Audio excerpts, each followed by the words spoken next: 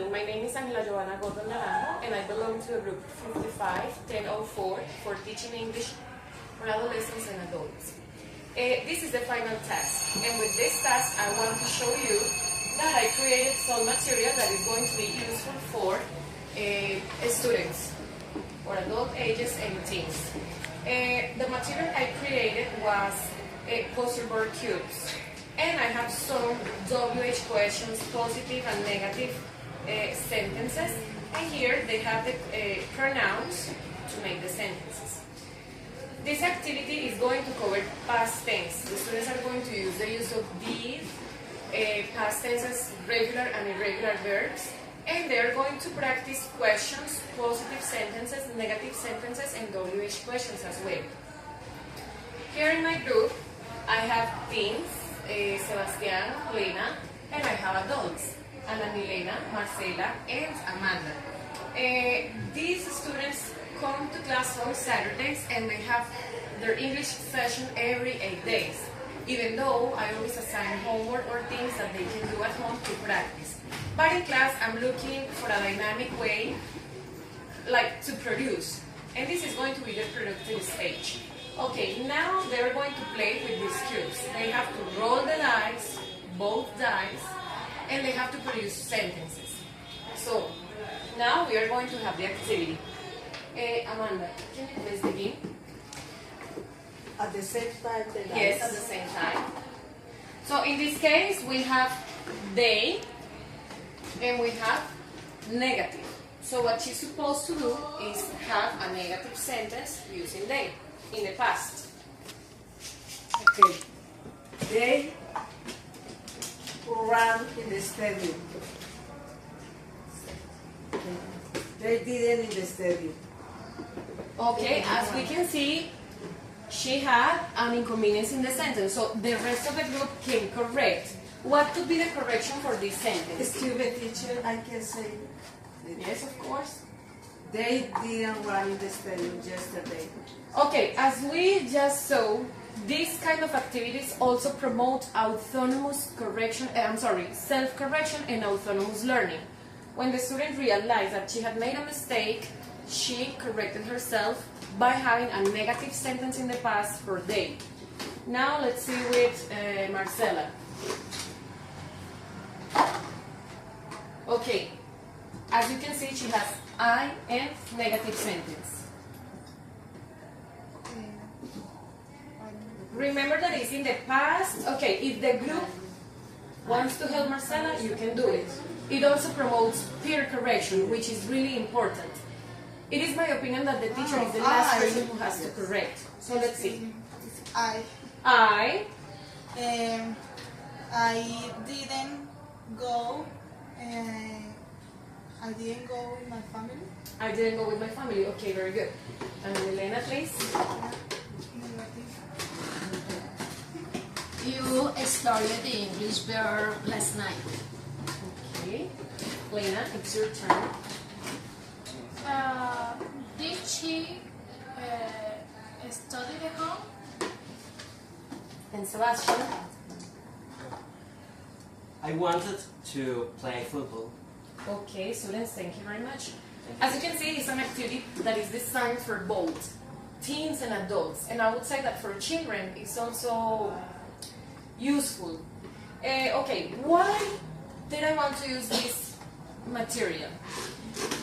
First of all, because the students aren't using the textbook. As you can see, students don't have textbooks in this moment. They are just producing something that is required. In this case, this material can be used for simple past, simple present, for all the tenses that we usually teach when we teach a second language. Okay, thank you very much, students. You're welcome. So now I am going to answer the questions posted in the link, in the forum for this final activity. I want to clarify that my students are in 4th level and they have level A1 of the Common European Framework.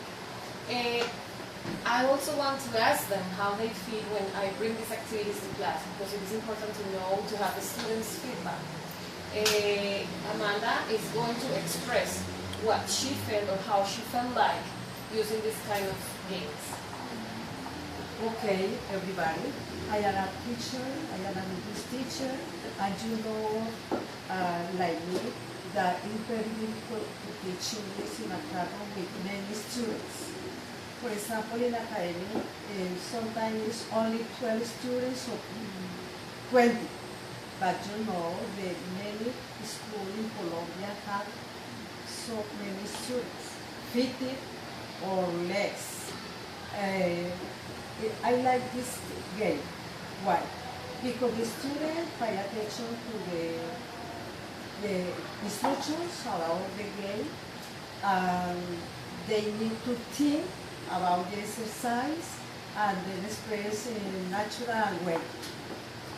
The other part, you know, that in Colombia, the English classes or teachers in English classes use traditional education, use the BOA, the books, the photocopies.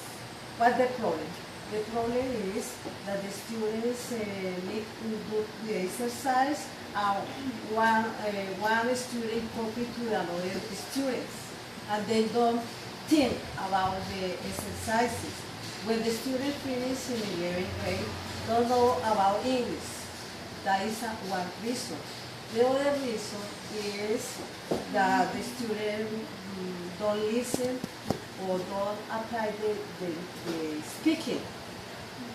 With the exercise, the students practice grammar, practice listening, practice reading, and practice speaking. The 4 skills that you need to learn English. Thank you so much. Thank you. And now, Marcela, I want to have both points of view because the material was created for both teens and adults.